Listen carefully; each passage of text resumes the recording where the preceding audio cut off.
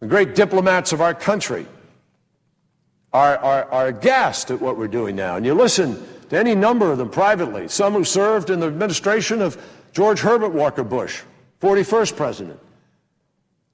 Secretaries of States like Jim Baker. I mean, Jim Baker is a model in how to build a true coalition. It took Jim Baker 15 trips to Syria before, on the 15th trip, he finally got President Assad to agree to support what we were engaged in. 15 trips. I'm not sure the current Secretary of State has made 15 trips in the last 5 years. I can't tell you the exact number, but I don't think it's 15 in the years that she's been in office, let alone the prior Secretary of State. Mr. President, we've got to get serious about what we're going to do here.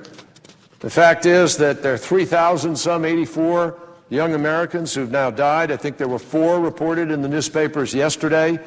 There will be more tomorrow and the next day. And the fact that we're losing young Americans is not a reason to say we should leave, but it is a reason to say we should get the policy right. It is a reason to say that we owe them a strategy that supports the sacrifice that they're making. And we ought to be able to do better than what we're doing now, Mr. President. So this is really pretty simple here. The Iraqi study group put forward, I think, some 79 recommendations. They've all been cast aside. This was a moment where the President could have brought Democrats to the table, all of us. We could have sat down, come together around, okay, let's put all these recommendations together. Here are the best. These will work. We're willing to support these, Mr. President.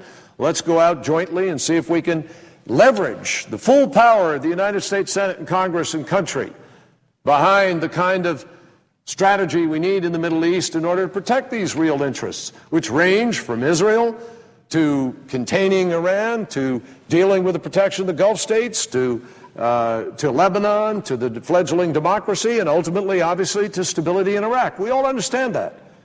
Not to mention oil and economy and the other interests that we have. Those are real.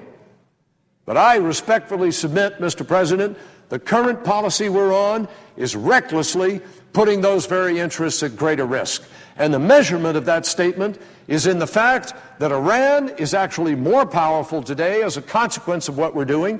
Iran loves the fact that we are bogged down in Iraq because it makes it far more difficult to us to play a legitimate card in order to deal with their nuclear ambitions.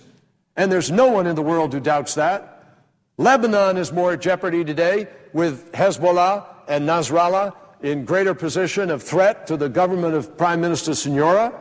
And of course, Hamas has been in the ascendancy in the last weeks, months, and we've been distracted and unable to proceed forward with respect to the development of a legitimate entity with which to be able to ultimately make peace.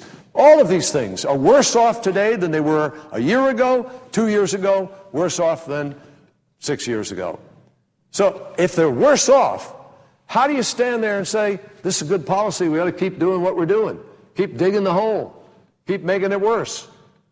I was over there in the Middle East just about a month ago, met with most of the leaders of the region, and I can tell you that while, yes, they all say they don't want a precipitous departure and a crazy consequence of chaos as a result, they also do want the United States to play a sensible, constructive, and legitimate role in resolving the fundamental issues of the region.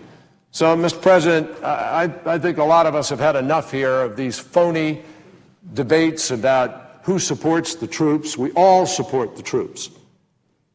This is the best trained military that many of us have ever seen. And they're doing an amazing job under difficult circumstances. But again and again, I say that they deserve the support of a Congress that gets this policy right and that fights for them while they're over there and guarantees that when they come home, they don't have to fight for themselves to have the promises that were made to them kept. That's what this is about, and I think we could have a very simple vote here. If you're for the escalation and you think it's the right policy, vote yes or no against this resolution. If you're against the policy of escalation, you think it's the wrong policy, and you want to be counted, then you ought to vote aye for the resolution. And that's a vote we could have tonight, tomorrow, any time, Mr. President. Most people here know where they stand, but they're unwilling to show the American people, and they're unwilling to hold this president accountable. Shame on us.